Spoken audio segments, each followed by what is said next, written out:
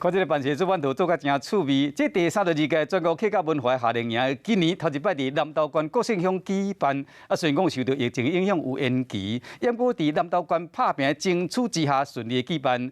副馆长陈正生就讲，这个客家文化已经伫南投县客家庄的聚落深耕甲推广，并且全力发展客家庄的观光甲产业。欢迎所有参加演习的亲子来到这个好山好水南投县体验客家文化。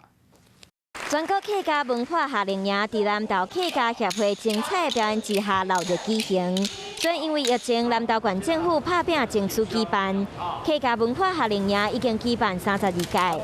朱伟林讲话讲，当年为着复兴客家文化，搁走向其他路。因为迄阵啊，这国民党伫推动啊国语，将所有的母语文化传播来无尊严啦这项活动会使连续办32年，真无简单。有学员连续参加28年，大会阁专工颁奖予伊。每年就像回娘家一样，大家这样很亲切，就看到新朋友、老朋友一年看一年这样。客家的文学能够透过夏令营一代一代传承下去。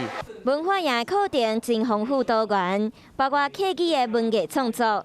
各省客家人民情、客家传说故事和客家文化巡礼，这摆伫各省乡举办是真好的在地行销机会。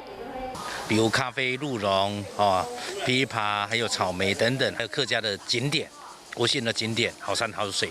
南投县全力发展客庄观光产业，欢迎所有参加演习的亲子，透过难得的机会来体验南投县的客家文化之美。